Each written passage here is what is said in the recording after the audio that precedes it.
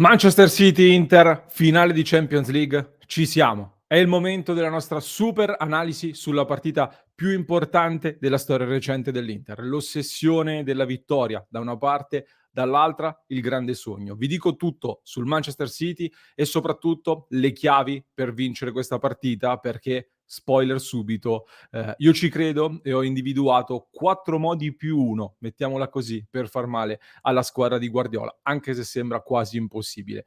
Adesso vi spiego tutto, prima però ben ritrovati amiche ed amici passioni interisti, innanzitutto in questo episodio speciale di oggi un super approfondimento totale sulla finale di Champions League perché una partita così merita un approfondimento speciale e allora vi invito subito a supportarci iscrivendovi al nostro canale se non lo avete ancora fatto, ma soprattutto se vi piacciono i nostri contenuti come questo di grande qualità con tanto lavoro dietro, considerate la possibilità di abbonarvi al canale e di sostenerci per chi ci segue da YouTube anche tramite il super grazie.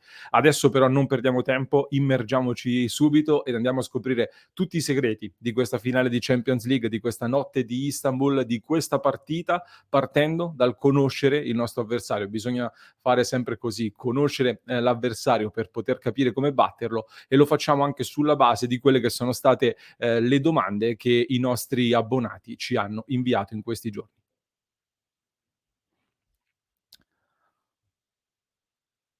Un breve accenno allora alla storia del Manchester City, il club oggi più ricco e più forte al mondo, così è stato definito e così nei fatti possiamo considerarlo. Un club che però prima dell'arrivo degli sceicchi aveva in realtà vinto molto poco, 2 Premier League negli anni '30 e una negli anni '60, 4 FA Cup di cui l'ultima nel 1969, 2 coppe di Lega, l'ultima nel '76 e a livello internazionale solo una Coppa delle Coppe negli anni nel '70. Quindi gli anni migliori di questa società sono stati attorno agli anni '60, inizio anni '70 dunque. Tra fine anni '90 ed inizio anni 2000 invece, venendo alla storia recente, una squadra che comunque bazzicava nella seconda divisione inglese, ben distante dal livello in cui è arrivata oggi. E quindi come è arrivato fin qui il Manchester City? Innanzitutto il primo punto di rottura è sicuramente la stagione 2007-2008, quella della svolta con l'arrivo dell'ex primo ministro thailandese Thaksin Shinawatra, che iniziò a costruire una squadra ambiziosa con colpi importanti. In attacco c'erano anche, tra l'altro, 2 vecchie conoscenze della nostra Serie A come Boginov e Rolando Bianchi, che erano addirittura delle alternative di lusso in una rosa in cui si cominciava a spendere parecchio. La squadra partì anche bene, poi però successero una serie di cose, un crollo nella seconda parte di stagione, uno scandalo politico in Thailandia, quindi il City finisce in vendita e nel 2008 arriva quindi la svolta definitiva con l'acquisto del club da parte dell'Abu Dhabi United Group, ovvero il fondo di proprietà dello sceicco Mansour, membro anche della famiglia reale degli Emirati Arabi e da lì inizia la scalata del Manchester City che conosciamo oggi. Si presenta subito con il colpo più costoso della storia del calcio inglese fino a quel momento lì, ovvero Robinho acquistato dal Real Madrid.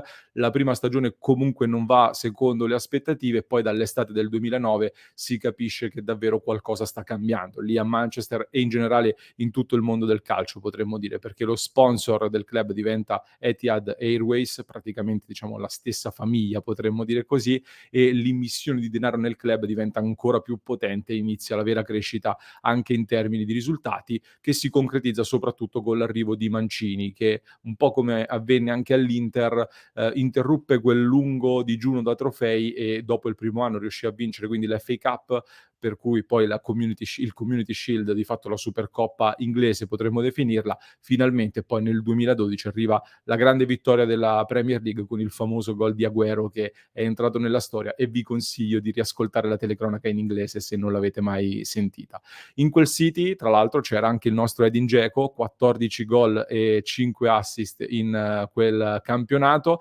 Dopo Mancini arriva Manuel Pellegrini che si conferma su quei livelli, ma vince un'altra Premier nel 2014, ma ad un certo punto l'obiettivo poi è quello di fare un altro passo in avanti, come era nei piani iniziali di questa grande società ambiziosa. Bisogna puntare all'Europa e quindi che cosa fare? Si va su quello che viene reputato il miglior allenatore del momento, ovvero dal 2016 tutto su Guardiola, a cui viene messa a disposizione tutta la struttura in termini di staff, di dirigenza e di mercato soprattutto, di cui poteva aver bisogno appunto per esprimere il suo calcio calcio e soprattutto arrivare alla vittoria della Champions League, che è il vero obiettivo di questa società.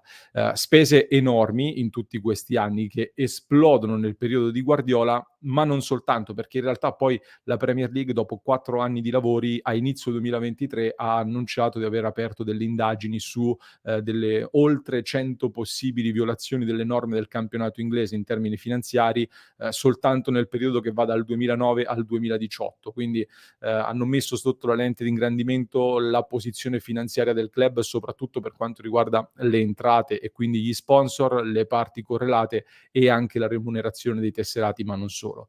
Ripeto, comunque si tratta di una serie di indagini che sono in corso, il City si sta difendendo per dimostrare che non ci sono state, violazioni del fair play finanziario delle norme inglesi, ne riparleremo. L'idea del City comunque, come dicevo, è molto chiara: costruire pezzo per pezzo la squadra più forte al mondo e ogni anno si analizza che cosa è mancato nella stagione precedente per rendere questa macchina sempre più forte, sempre, verso l'imbattibilità.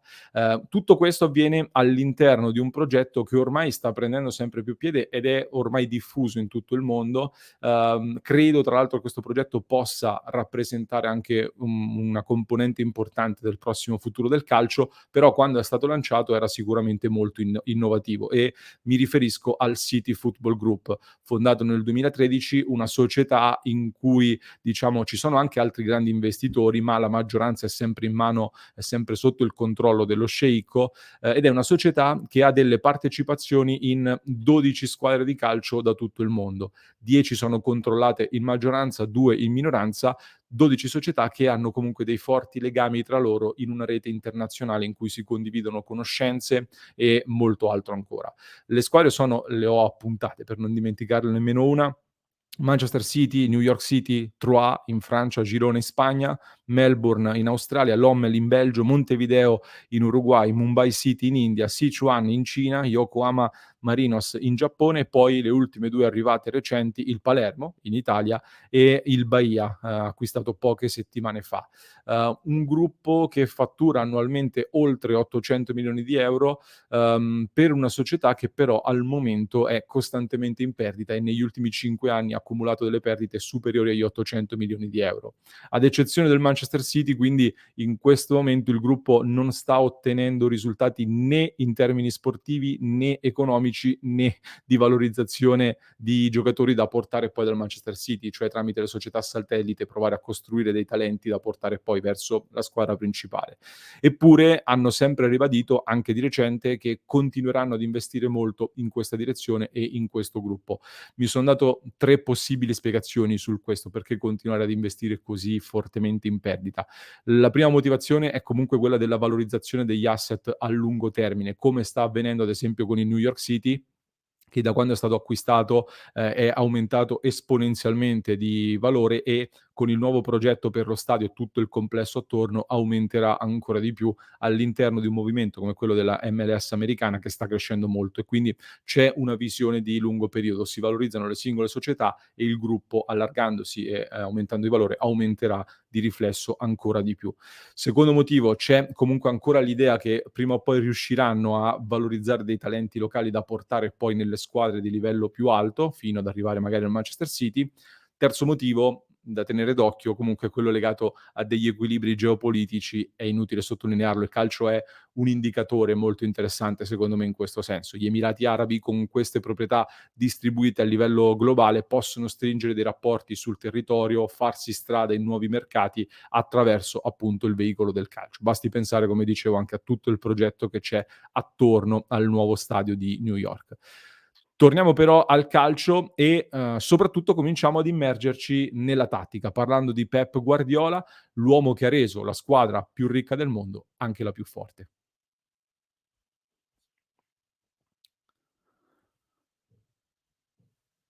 Lo ha detto anche Simone Inzaghi, ma direi che è sotto gli occhi di tutti. C'è un prima e un dopo Pep Guardiola nel calcio. Fino ad ora, con il City, Guardiola ha vinto 13 trofei in Inghilterra, 5 delle ultime 6 Premier League, dove ha frantumato ogni record e ha alzato in maniera paurosa il numero di punti necessari per poter vincere il campionato. Alcuni in Inghilterra scrivono spesso: Guardiola ha rotto la Premier League, ha rotto gli equilibri e il City ha rotto quello che era il calcio inglese in questo senso qua.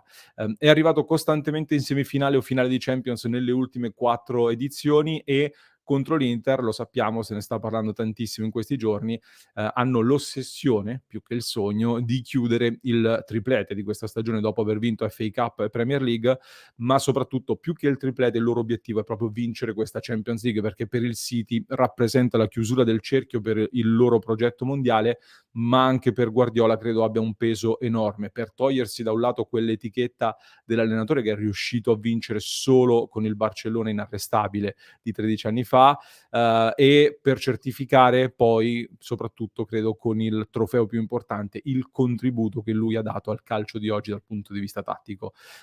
È secondo me fuori da ogni dubbio il contributo di Guardiola. Senza vincere la Champions League però sono sicuro che tutti quanti glielo farebbero notare poi a fine carriera. Quindi per loro e per Guardiola è un'ossessione, per noi è un sogno, lo ha detto Di Marco anche in conferenza citando Mourinho. Parlando di Guardiola, io credo che il più grande errore che si possa fare pensando, di affrontare Guardiola è quello che, ci si ritroverà di fronte l'allenatore del tiki taka. La più grande qualità di Guardiola secondo me è che ha una sua idea di calcio, che però adatta poi al materiale che ha a disposizione e soprattutto al contesto in cui si trova. Quindi Guardiola è un allenatore che ricorre molto anche alle rotazioni, coinvolge tanti giocatori e soprattutto credo sia in grado di intravedere qualcosa in più nei singoli calciatori, di vedere il potenziale migliore in ciascun giocatore e di rivoluzionarli per poi portarli ad un livello superiore. Queste sono secondo me le grandi principali caratteristiche di questo allenatore che è riuscito a fare questa cosa anche con Messi, per esempio, all'inizio, più di recente ha cambiato ruolo anche a diversi giocatori del Manchester City e tra poco ci arriveremo su questo.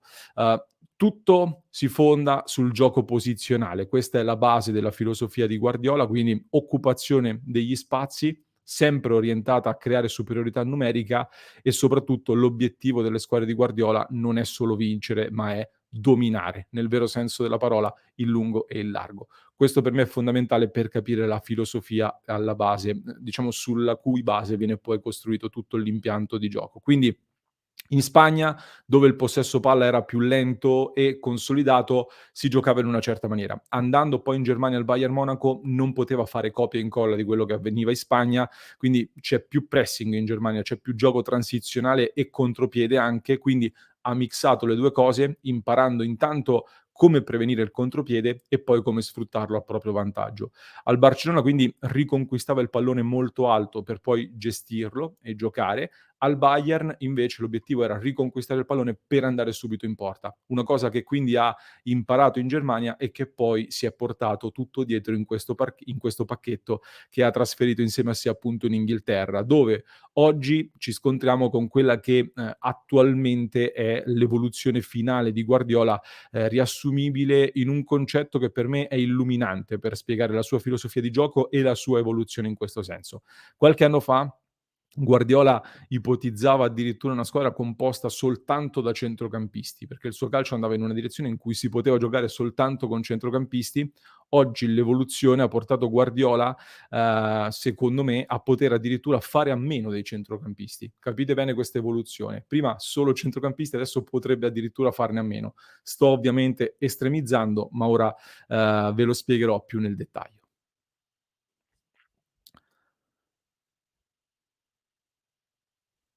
Prima, secondo me, è molto importante fare un passaggio sui giocatori chiave del Manchester City. Condivido anche la schermata da Transfermarkt con i vari nomi e i valori di mercato che fanno abbastanza impressione perché, il valore di mercato complessivo secondo Transfermarkt è praticamente doppio rispetto a quello dell'Inter. Togliamoci subito i 2 più banali, diciamo così.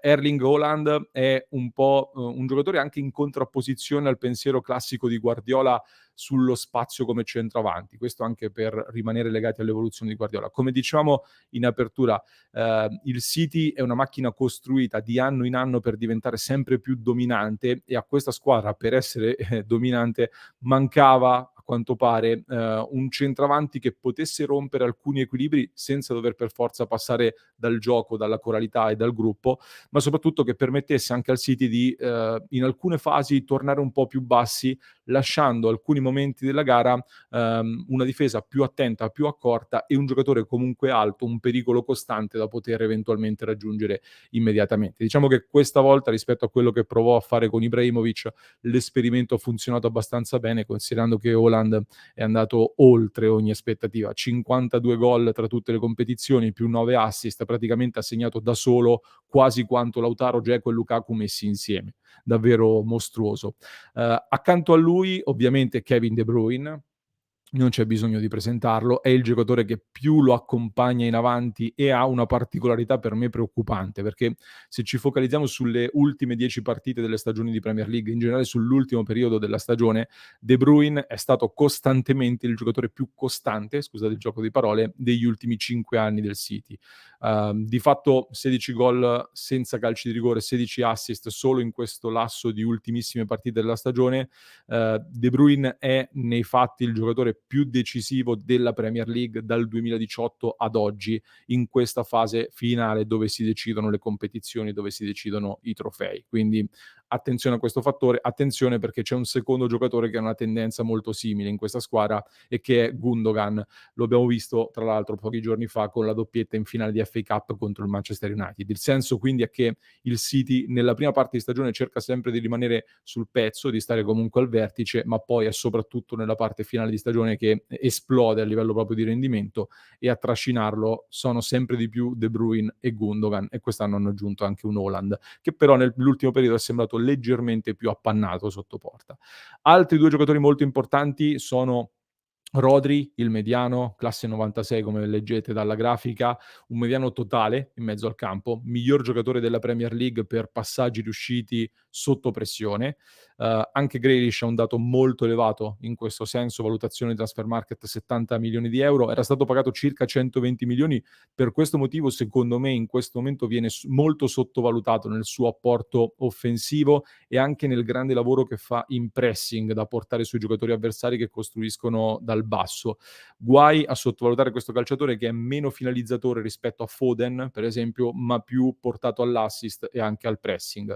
Grealish e De Bruyne sono anche i 2 giocatori che più spesso dialogano con Haaland e quindi che mettono più spesso l'attaccante norvegese nelle condizioni di segnare. Quindi quando sono in possesso palla loro 2, un occhio particolare va dato ai movimenti di Haaland e a tagliare questo tipo di rifornimenti.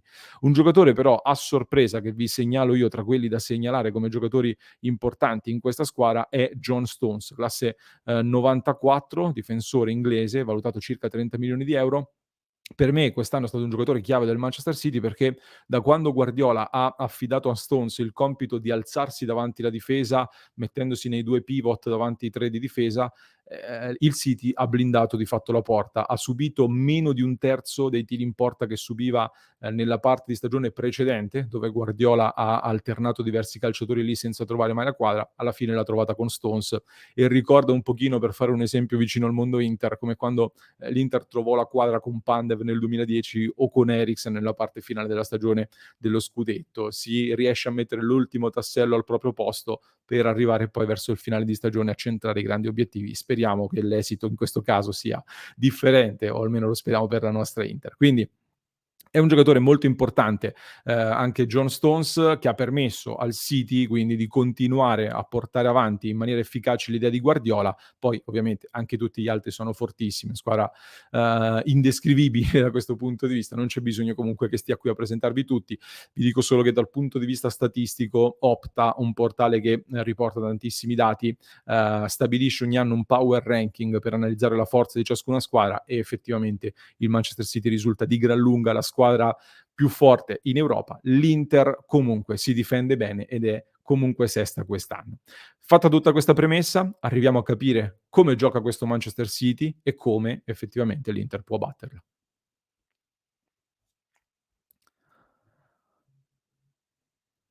Allora, c'è da dire innanzitutto che c'è una leggera differenza tra il Manchester City che in casa è praticamente inarrestabile e, il Manchester City che vediamo fuori casa dove invece è meno devastante. Per quello che è il mio punto di vista, non ho intravisto dei motivi, specifici dal punto di vista del gioco, di come cambia l'atteggiamento tra casa e trasferta di questo Manchester City, che possano spiegare questa differenza, se non alcuni piccoli dettagli che però non credo siano fondamentali da sottolineare in questo momento. Fatto sta comunque che in Champions League, ad esempio, il City è riuscito a vincere soltanto la prima partita in trasferta e poi tutte le altre le ha pareggiate. È arrivato in finale di Champions League pareggiando tutte le altre sfide in trasferta di questa Champions League. E anche in Premier League sicuramente si nota tantissimo questa grande differenza tra casa e, trasferta. Io mi sono dato una possibile spiegazione in questo senso, l'ho raccontato anche nel club, magari ne riparleremo a parte. In generale però, dicevo prima estremizzando anche un pochino, ora Guardiola può fare a meno dei centrocampisti, per spiegare un po' come gioca questo City, perché schiera di base un 3-2-4-1, ma, il concetto è che la squadra si divide in 2 blocchi e arriviamo alla nostra lavagna tattica. Che cosa intendo? Un 3-2-4-1 con la squadra divisa in 2 blocchi. Troviamo 5 giocatori che possiamo considerare difensivi da un lato e 5 calciatori che possiamo considerare invece i calciatori offensivi dall'altro lato. Quindi, i centrocampisti tendenzialmente non esistono più, esistono il blocco difensivo e il blocco offensivo. Questo come idea di base. Arrivando quindi a come attacca il Manchester City, io non credo che sia utile ora scendere nei dettagli molto tecnici delle singole azioni, delle, combinazioni specifiche. Credo sia più interessante, in vista della nostra partita di sabato, capire i concetti di gioco del Manchester City, perché capendo i concetti poi riusciremo a capire anche come intervenire e che tipo di partita possiamo aspettarci. Per quella che è la mia analisi tattica quindi sul Manchester City, i concetti chiave che ho individuato nella fase d'attacco per me sono soprattutto 3.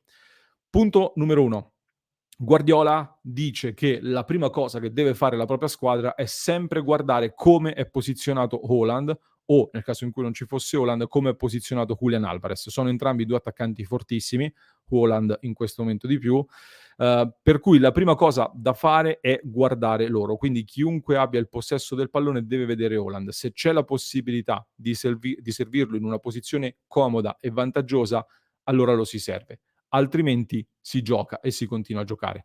Credo che se andate a guardare il primo gol della finale di FA Cup dopo 13 secondi, direi che il concetto lo vedete abbastanza spiegato bene in quell'azione lì, dopo 13 secondi appunto contro il Manchester United. Secondo concetto molto importante è la libertà di azione e mi spiego meglio. Ai giocatori all'interno di un sistema che viene provato e riprovato a memoria, quindi, parlare di libertà in un qualcosa che viene provato molto a memoria può sembrare, controintuitivo. In realtà viene lasciata una grande libertà di leggere l'azione e il momento della partita, a patto però che si leggano bene come sono messi in campo e soprattutto quali sono gli spazi occupati e quelli lasciati vuoti. Ci sono dei concetti predefiniti sul numero di calciatori che devono essere in una determinata zona, sul numero di calciatori che devono essere in verticale ed in orizzontale, molto provato scientificamente. All'interno di questo pattern i giocatori sono liberi di muoversi e di decidere quindi come interpretare al meglio la giocata, seguendo appunto i concetti. Per questo io vi spiego i concetti.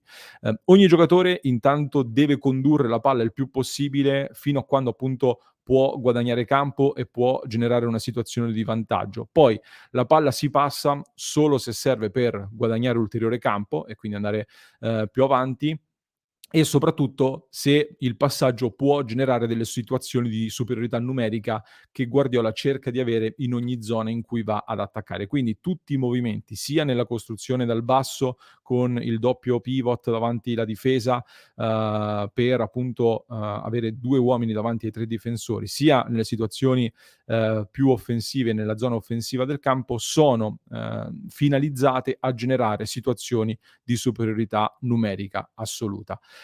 Quindi dietro vediamo Stones e Rodri che si piazzano in questo modo per, appunto, dubito che una squadra contro il Manchester City possa alzare addirittura 6 uomini ad attaccare in questo momento qua, quindi il Manchester City ne schiera sempre 5 così ravvicinati in fase di costruzione per avere una superiorità numerica e far transitare poi il pallone nella metà campo avversaria o quantomeno guadagnare campo. In avanti la stessa cosa avviene con Gundogan e De Bruyne che devono essere bravi e attenti ad approfittare del lavoro che fa Haaland nel attirare l'attenzione dei propri marcatori, soprattutto del difensore centrale, si alzano in questo modo, allargando le maglie e cercando di permettere a Gundogan e De Bruyne di approfittare appunto degli inserimenti, generando questa superiorità numerica dove, con i vari movimenti possono essere appunto molto preoccupanti in questo senso. In alcune fasi del gioco poi cercano anche di forzare un po' la transizione offensiva. Che cosa intendo? Ovviamente sono temibilissimi in contropiede, soprattutto con Haaland, De Bruyne, Grealish e non solo. Quindi in alcuni momenti, quando magari la squadra avversaria è molto chiusa, cercheranno di forzare, la squadra avversaria per provare un contropiede forzato. Intendo che magari, gestiranno il pallone molto dal basso, coinvolgendo moltissimo anche Ederson nella costruzione, abbassandosi moltissimo, portando, attirando quindi il pressing della squadra avversaria ad alzarsi molto e nel momento in cui, questo pressing si alza molto, cercheranno di posizionare degli uomini in verticale per appunto far transitare la palla velocemente in mezzo e, uscendo da questa fase di pressing alta della squadra avversaria, si aprirà il campo in una situazione che appunto ricorderà quella che viene generata dal contropiede. Quindi un finto contropiede generato dal loro modo appunto di attrarre il pressing della squadra avversaria, quando la squadra avversaria appunto sarà abile magari a farsi trovare chiusa per evitare questo tipo di situazioni. La tendenza comunque che vedo nel Manchester City e che poi in tutto il calcio inglese sta arrivando, è quella di limitare l'impegno dei terzini come Kyle Walker, che nasce soprattutto come terzino. Vedremo tra l'altro se ci sarà in queste ore, ha avuto qualche problema fisico, ma credo che ci sarà ed è un giocatore molto importante per loro. I terzini, solitamente in Inghilterra siamo abituati a vedere grandi terzini di corsa che si spingono in sovrapposizione e vanno al cross. In questo caso invece il City lo sta cambiando e in Inghilterra per me stanno un pochino arrivando a ruota in questo tipo di scelta, si limita la sovrapposizione del terzino per metterlo più a fare densità in mezzo, sia nel possesso palla che proprio anche dal punto di vista, difensivo. Quindi più densità al centro anche con i terzini e tra poco su questo ci arriviamo. Prima dobbiamo andare al terzo concetto chiave del gioco del Manchester City, che per me è anche quello più importante, che si collega anche alla fase difensiva, perché Guardiola, anche con quello che ha imparato in Germania, come vi dicevo prima, usa molto l'attacco per difendersi. Innanzitutto perché più tiene il pallone, più ovviamente non lo mette a disposizione dell'avversario e ovviamente meno sono i rischi di prendere gol. Se il pallone lo tengo io, non mi possono segnare. Discorso molto semplice quanto efficace. Secondo discorso è che la prima difesa del Manchester City è anche un attacco, è il contropressing, diciamo così, la riaggressione immediata una volta persa la palla e soprattutto il tentativo di recuperare la palla il prima possibile e il più alti possibile. In questo modo quindi ci colleghiamo dal come attacca, arriviamo al come difende e questo City per difendere ha diversi modi. Sentendo Guardiola, vi do questa chicca, credo che stia ragionando sul qualcosa di fare qualcosa di particolare per limitare il nostro gioco tramite Onana, perché Onana con il possesso palla è un elemento molto importante e quando il City affronta squadre con un portiere molto bravo ad impostare, solitamente ho visto fare questa cosa. Allora, l'Inter si potrebbe posizionare in questo modo qua, alzando un pochino i braccetti, tendenzialmente fa questo tipo, di manovra qui, quindi con Brozovic che scala.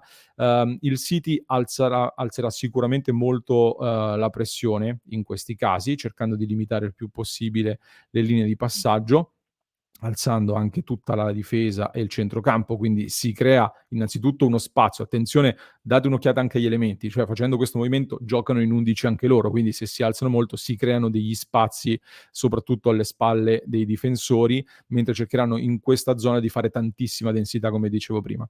Ma rimanendo sul pressing, quindi avversario, quando, si imposta con il portiere, il Manchester City ha, questa tendenza intanto di dividere il campo in 2 parti. C'è una parte superiore e una parte inferiore, diciamo lato destro e lato sinistro. Lo dividono in questi 2 lati qua e cercheranno sempre più di spingerti, ad andare a finire diciamo verso il braccetto, verso la fascia. Quindi cercheranno anche proprio orientando il pressing a portarti da quel lato lì per chiuderti sulla fascia, recuperare il pallone e cercare di aggredirti subito. Soprattutto Grealish è molto bravo in questo pressing, come vi dicevo prima. Grealish sulla sinistra in particolare è la zona di campo da cui il Manchester City più spesso transita per arrivare nella metà campo avversaria, quindi la nostra corsia di destra sarà molto sollecitata in questo senso. Nel fare questa cosa però ho notato una cosa che è stata sicuramente studiata. Se voi vedete Haaland in questa posizione qui di pressing, quando il pallone sta per transitare, andrà a fare un movimento a curva in questo modo qua, lo fa spesso, questo movimento a curva. In questo modo si va a posizionare intanto facendo pressione sul passaggio di Onana, che se dovesse sbagliare, ovviamente interviene lui, ma soprattutto facendo questo movimento qua mette fuori gioco Darmian nella possibilità di tornare su Onana. Non c'è più per Darmian la linea di passaggio su Onana perché Haaland ha fatto questo movimento qua e intanto nel frattempo sono tutti scalati in maniera molto aggressiva in questa zona di campo qui. Questo secondo me è una cosa che vedremo proprio per andare ad insidiare braccetto e portiere e sarà difficile tornare di nuovo sul portiere, quindi bisognerà qui essere poi coraggiosi e bravi nell'innescare Barella o Dumfries oppure nel tornare da Acerbi che molto spesso fa anche questo movimento a sganciarsi.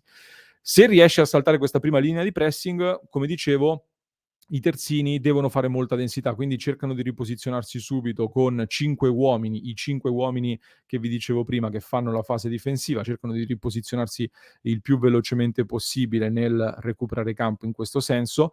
Il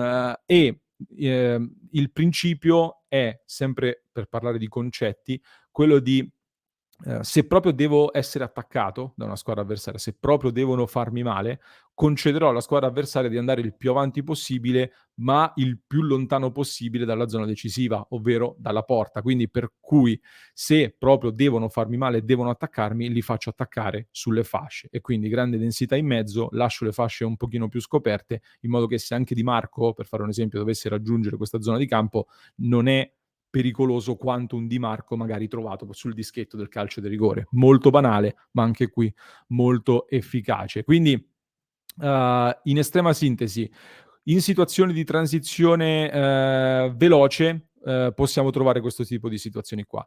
Se invece l'avversario, va a giocare in un'azione più manovrata, riesce a fare un'azione più manovrata di controllo palla, che in alcune fasi della partita il Manchester City ti concederà, come abbiamo visto fare anche contro il Manchester United in finale di, FA Cup, il City andrà a posizionarsi un pochino di più in una sorta di 4-4-2 più ordinato. Se quindi l'Inter gestirà il pallone con più calma nell'arrivare nella metà campo avversaria, si riposizioneranno con questa sorta di 4-4-2 con Stones che essendo un difensore centrale scalerà in quello che era il suo ruolo originario dopo essere partito nei due pivot davanti la difesa. Facendo sempre attenzione al fatto che Haaland e De Bruyne molto spesso, soprattutto Haaland ma anche De Bruyne, rimangono alti e Haaland è il principale calciatore che riceve palloni da De Bruyne ma che libera gli spazi per gli inserimenti di De Bruyne. Quindi occhio a questa situazione qua. Arriviamo quindi a delle conclusioni.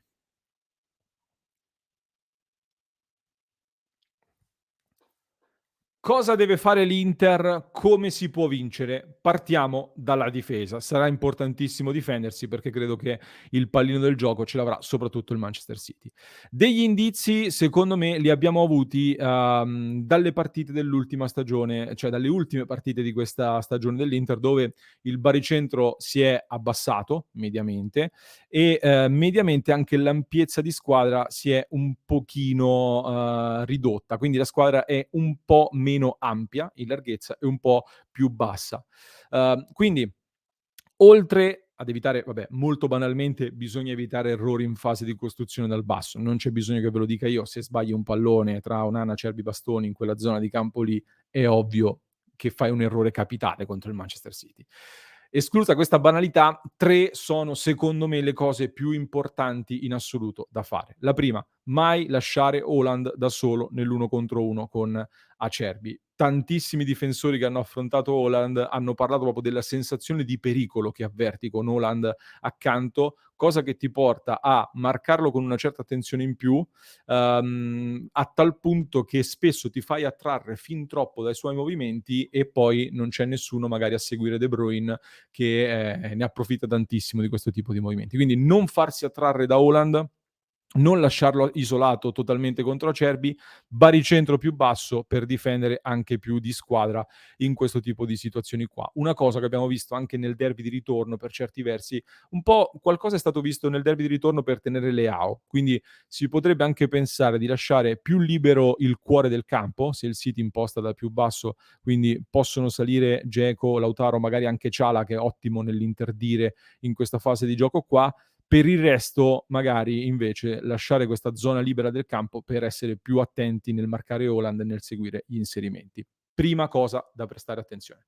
Seconda cosa, nel gioco più costruito del City, bisogna evitare ad ogni costo le imbucate tra difensore centrale e braccetto. Che cosa intendo per le azioni più costruite? Quando, molto semplicemente il City riesce a conquistare campo non in contropiede, ma, continua a gestire il pallone e lo fa, con tanti uomini, tantissimi uomini portati a ridosso dell'area di rigore. Spesso sono 4, se non addirittura 5 tutti in linea e in queste situazioni qui, bisogna prestare molta attenzione perché il loro movimento sarà proprio quello di portare De Bruyne e Gundogan ad approfittare di questo spazio tra difensore centrale e braccetto per inserirsi in quella zona di campo lì e trovarsi, in quell'area lì. Anche Bernardo Silva nel ritorno della gara facendo questo movimento a scambiarsi, si è trovato poi libero di ricevere, se non ricordo male proprio da Rodri, una palla che poi ha avuto tutto il tempo di controllare, ruotando e mettendo in porta il gol contro il Real Madrid. Se non ricordo male gli interpreti erano proprio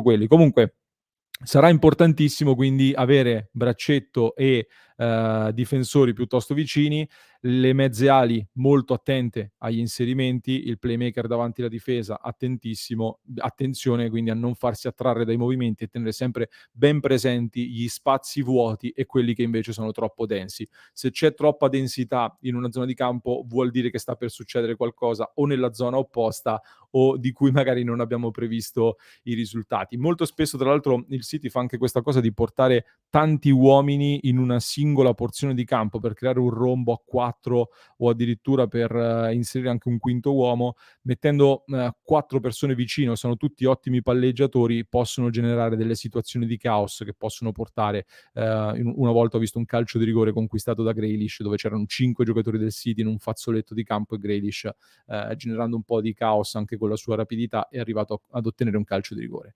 Terza cosa importantissima per difendersi al meglio è essere pronti ad utilizzare un pressing ibrido. Che cosa intendo con pressing ibrido? Non si potrà fare tutta la partita a dei ritmi a 200 all'ora, me lo auguro, ma non credo. Allo stesso tempo non credo che si potrà difendere chiudendosi per tutta la partita a protezione dell'area di rigore, perché puoi avere dei vantaggi, ma fino ad un certo punto. Il Real Madrid lo ha fatto nella gara d'andata e, è vero che ha segnato un gol, e ha ottenuto un pareggio, però appunto ha preso poi un gol da fuori area, dove anche qui hanno dei grandi tiratori. Dicevo, si costruisce una squadra sempre pezzo per pezzo più forte, avevano visto la difficoltà nel sfondare certi tipi di difese, hanno messo dentro anche una batteria di tiratori niente male come De Bruyne, Gundogan e non solo. Quindi bisognerà alternare momenti della partita, la protezione dell'area di rigore in alcune fasi, con quindi una partenza più verticale quando si riconquista palla, con la costruzione dal basso, quindi subito verticale sugli attaccanti e, momenti invece in cui il City si abbasserà, perché lo ha fatto anche contro il Manchester United, e noi dovremo provare in questa fase qui ad essere molto aggressivi nel pressing, cercando comunque di prestare attenzione a non isolare, come dicevo prima, Haaland contro Acerbi e non isolare De Bruyne negli inserimenti. In alcune fasi però l'Inter avrà la possibilità di portare questo pressing più alto e bisogna farsi trovare pronti appunto in questo ibrido dei due tipi di pressing. Um, Queste sono le situazioni principali, quelle che ho potuto analizzare. Vi segnalo una chicca, come dicevo, più 1, come dicevo in apertura. Sui calci piazzati, anzi ve la segnalerò tra poco, però sui calci piazzati, rimanendo sul Manchester City in questo momento, occhio ad uno schema che ho visto fare al Manchester City, dove hanno diversi colpitori di testa molto forti. Ho visto Rodri, ma anche Stones e non solo, in alcuni casi partire molto da lontano sui calci d'angolo e inserirsi proprio solo all'ultimo momento sul primo palo, dove spesso quindi risulta fuori dalla marcatura e può decidere di andare dritto in porta se ci riesce, oppure fare la torre per un altro attaccante. In questo modo hanno creato diversi pericoli e quindi attenzione a come gestiscono i calci piazzati. Dall'altro lato, come si attacca il Manchester City e come possiamo batterli. Rimanendo sui calci piazzati, vi do un dato interessante: il Manchester City è terzultimo in Premier League per numero di calci piazzati necessari per prendere gol, cioè prendono gol più di frequente rispetto ad altre 17 squadre di Premier League. Quindi proviamoci sui calci piazzati, per favore. Un altro possibile punto debole, secondo me lo abbiamo visto contro il Brighton, ovvero dietro quando costruiscono con i difensori non vogliono mai buttar via la palla, mai buttar via la palla, e questo può essere un vantaggio per costruire, ma se fai un minimo errore è molto rischioso e lo sappiamo bene sulla nostra pelle. Quindi in alcune fasi, come dicevo poco fa, bisognerà accettare con coraggio di andare a pressare alti. Stiamo giocando una finale di Champions League, serve anche il coraggio ovviamente. In difesa loro schierano dei centrali di buona gamba, molto forti fisicamente tutti e di qualità. Contro il Real Madrid, difendendo con una difesa a 3, hanno disinnescato molto bene Benzema in questa gabbia del blocco a 5 giocatori difensivi. Contro 2 attaccanti veri, come li ha l'Inter, anche nelle alternative che partiranno dalla panchina, possono avere qualche difficoltà in più, e tendenzialmente ho visto che le squadre che schierano 2 attaccanti generano più pericoli alla difesa del Manchester City. In questo senso, quindi, grande importanza ce l'avrà chi partirà dal primo minuto, immagino in questo momento Edin Dzeko, nel suo movimento a venire incontro per liberare Lautaro Martinez. Ricondivido al volo la nostra scheda tattica. Dzeko nel venire incontro con Rodri che proverà a schermare, ci sarà il duello soprattutto con Ruben Dias, immagino. Se riusciremo con Barella che può attrarre Rodri a liberare Dzeko per venire incontro e a servirlo spalle alla porta, dovrà essere bravissimo e attentissimo nel non sbagliare questo tipo di palloni, dove Dumfries può attaccare Grealish alle spalle, perché Grealish è molto poco difensivo in questo senso, quindi alle sue spalle c'è spazio per far male. Lo United ha ottenuto un calcio di rigore grazie anche a un ripiegamento difensivo non preciso di Grealish, quindi Dzeko qui avrà la possibilità di smistare il pallone, e lui è una cosa che sa fare molto bene. Lautaro è molto bravo ad approfittare dello spazio per buttarsi alle proprie spalle. Walker sarà sempre attento, Stones lo stesso lo seguirà, quindi anche qui bisogna essere calibrati al millimetro nei movimenti per cercare di sfruttare questo tipo di situazioni qua. E per questo motivo la scelta di partire con Dzeko e poi inserire Lukaku può essere corretta, anche alla luce di un dato che un paio di giornate fa avevo letto, ovvero il City comunque se non sbaglio nel secondo tempo ha subito circa il 70% dei gol in questa stagione, qualcosa del genere. Comunque nel secondo tempo il City cala un pochino e di gol ne arrivano. Comunque passare per vie centrali non sarà molto semplice, visto il grande affollamento, quindi la situazione che l'Inter secondo me può sfruttare con maggior vantaggio è sulle fasce. Come dicevamo, loro te lo concedono, Grealish come dicevamo alle spalle è più attaccabile, e anche il Lipsia in questa Champions League, semplicemente inserendo un terzino più di spinta rispetto ad un terzino più difensivo sulla destra, ha messo molto in difficoltà il City, e proprio il terzino che è stato inserito in quell'occasione lì è riuscito ad andare in gol. Quindi Dumfries sarà un elemento chiave per buttarsi alle spalle di Grealish, idem Barella per allargarsi in quella zona di campo e ricevere, mentre a sinistra Di Marco sarà più ragionatore, ma l'Arma Gosens a partita in corso può dare delle soddisfazioni, come è successo anche a Barcellona, perché per certi versi credo che quella possa essere una partita simile da prendere come riferimento in questo momento, e soprattutto questa sarà una partita che davvero si giocherà nell'arco dei 90, forse anche 120 minuti. Quindi bisogna ragionare anche sul piano partita, sul piano gara, e credo che la gara tra Siviglia e Roma di finale di Europa League ci abbia dato qualche indicazione in questo senso. Un'ultima situazione da segnalare: in alcune fasi, dicevo che anche loro si abbassano di più e tornano a 4 dietro.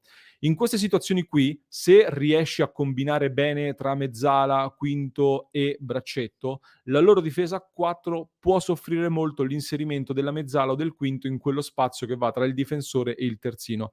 In pratica, semplificando, si possono generare, secondo me, delle situazioni in cui l'Inter può far male al City, come lo ha fatto al Benfica, quindi con Bastoni per l'inserimento di Barella o addirittura per Dumfries, Di Marco lo stesso per Dumfries o Barella, oppure dall'altro lato anche Barella e Dumfries per gli inserimenti di Lautaro, che è molto bravo ad aggredire alle spalle del difensore, o il quinto, che sia Di Marco dal primo o che sia Gosens. In questo tipo di giocate qui noi siamo molto forti e loro possono subire. Quindi, per chiudere, in generale, affrontiamo la squadra più forte e più ricca al mondo. È stata costruita per vincere questo trofeo. Noi siamo qui meritatamente, anche se partiamo sfavoriti. Dovremo far leva sull'essere squadra, muoverci come un gruppo unico e buttare nel campo tutto quello che abbiamo. Loro sono fortissimi, ma non sono imbattibili e le armi per infastidirli le abbiamo. Ancora di più, io lancio una provocazione pesante. Credo che il City sia anche abituato ad affrontare in Inghilterra delle squadre tatticamente meno preparate e meno pronte rispetto alla nostra Inter, tant'è che, senza nulla togliere al lavoro di De Zerbi, che sta facendo un grandissimo lavoro sicuramente, De Zerbi è arrivato con una squadra enormemente sfavorita rispetto alle altre, sta insegnando calcio in Inghilterra. Il livello tattico della Premier League per me è inferiore mediamente al livello tattico italiano, e quindi non sono così abituati a giocare settimana dopo settimana con delle squadre preparate tatticamente come la nostra Inter. Per questo motivo credo anche che sarà una delle finali tatticamente più interessanti della storia recente di questa Champions League. Confidiamo un po' magari anche nel fatto di essere sottovalutati, un pochino magari speriamo anche nell'overthinking di Guardiola, questa famosa parola associata all'allenatore, soprattutto dopo la finale del 2021 persa contro il Chelsea, una finale in cui fece delle scelte molto cervellotiche, diciamo così, finendo poi per snaturarsi e perdere. Quando si ragiona troppo, va fuori giri. Questa è un po' la narrazione che c'è su Guardiola, ma soprattutto dobbiamo confidare sul nostro potenziale, secondo me, perché il potenziale c'è nella nostra Inter ed è tanto, e siamo qui meritatamente e possiamo vincerla meritatamente. Fatemi sapere che cosa ne pensate, che partita sarà secondo voi. Se questa analisi vi è piaciuta, vi invito a sostenerci per permetterci di preparare altri contenuti come questi, quindi potete abbonarvi ai nostri canali oppure supportateci anche tramite il super grazie su YouTube. Io ringrazio il contributo degli abbonati che mi hanno rivolto le domande con cui abbiamo costruito anche questa analisi. Vi ringrazio per avermi seguito fino a questo punto. Vi lascio con un altro approfondimento da non perdere. Mi raccomando, aspetto i vostri feedback. Se non lo avete ancora ascoltato, comunque per chi ci ascolta in podcast, trovate in descrizione il link per recuperare il nostro approfondimento speciale da non perdere. Per chi ci segue da YouTube, vi basta cliccare qui.